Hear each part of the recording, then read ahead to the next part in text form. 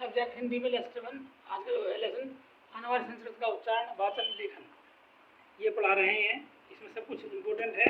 ये पाठ बहुत अपने आप को महत्वपूर्ण रखता है, इसलिए इसे जरा विशेष तरीके से देखें।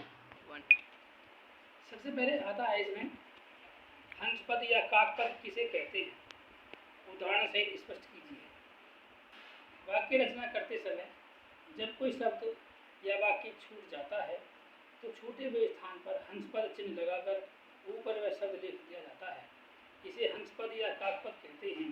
हंसपद चिन्ह को विस्मरण चिन्ह या त्रुटि पूरक चिन्ह नाम से भी जाना जाता है। जैसे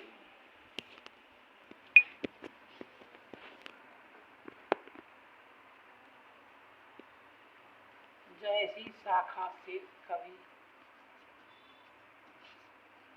थे। अब मान लो हमसे यहाँ पे एक शब्द छूट गया कि क्या हो, कौन सी शाखा के कवि थे, तो हमने यहाँ पर लगा दिया और त्रुटिपूर्ण ये प्रेम मार्गी इसे कहते हैं हंसपद काकपद। अच्छा जी, इसे त्रुटिपूर्ण चिन्ह भी कहते हैं, विस्मरण चिन्ह भी कहते हैं। ठीक है।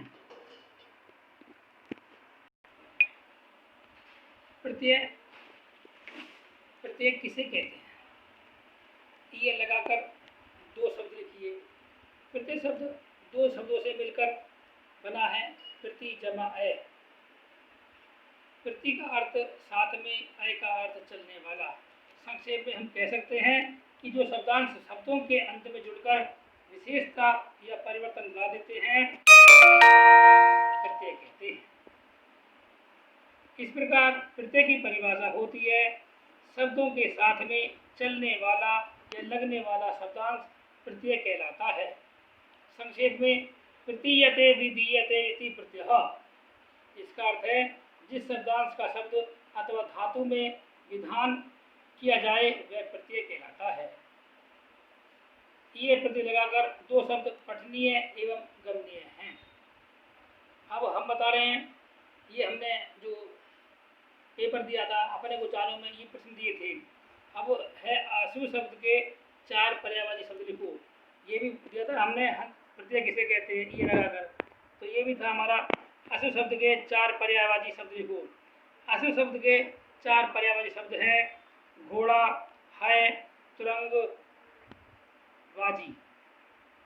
आंखों में धूल झोंकना का अर्थ बताते हुए अपने शब्दों में वाक्य प्रयोग कीजिए। अपने गोचारों में हमने ये प्रश्न भी दिया था। आंखों में धूल झोंकना यानी धोखा देना। शिवाजी मुगल पहरेदारों की आंखों में धूल झोंककर बंदी गृह से बाहर निकल गए। विशेषण किसे कहते हैं ये भी हमने दिया था अपने गोचारों में। विशेषण किसे कहते हैं सो उदाहरण स्पष्ट कीजिए। जो शब्द संज्ञा या सर्वनाम की विशेषता बताते हैं उन्हें विशेषण कहते हैं। इस प्रकार जो शब्द विशेषता बतलाते हैं उन्हें विशेषण तथा जिनकी विशेषता बताई जाती है उन्हें विशेष्य कहते हैं। जैसे गोरा, काला, अच्छा, बुरा, सुंदर, कुरूप आदि।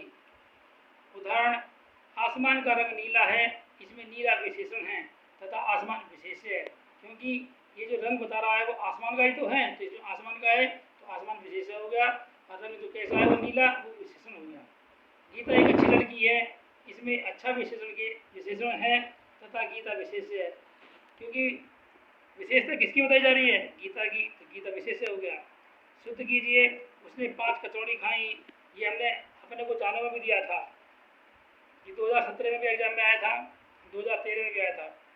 उसने 5 कचौड़ी खाई, उसका प्राण पखेरु उड़ गया, मैंने मेरा काम कर लिया है, परीक्षा का सारा प्रणाली बदल देना चाहिए। तो पहले का शुद्ध है उसने 5 कचौड़ी खाई का शुद्ध है उसने 5 कचौड़ियाँ खाई, उसका प्राण पखेरु उड़ गया, नहीं उसके प्राण पखेरु उड़ गए।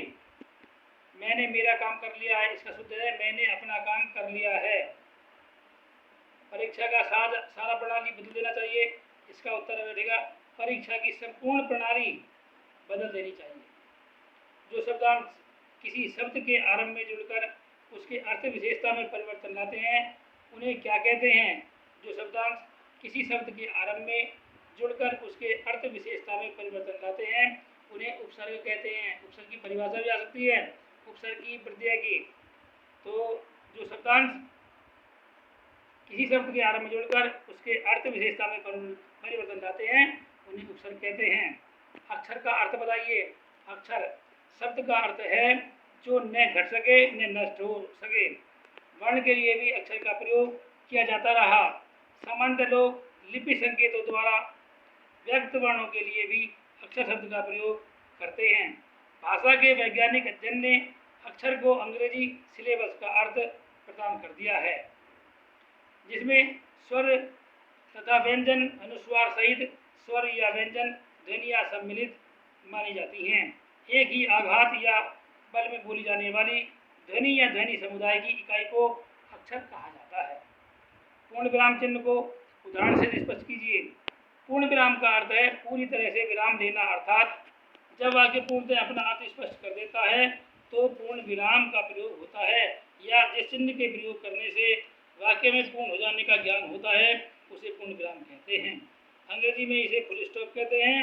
हिंदी में इसका प्रयोग सबसे अधिक होता है, जैसे लालच बुरी बला है, कोमा लगाएंगे, राम अच्छा लड़का है आदि।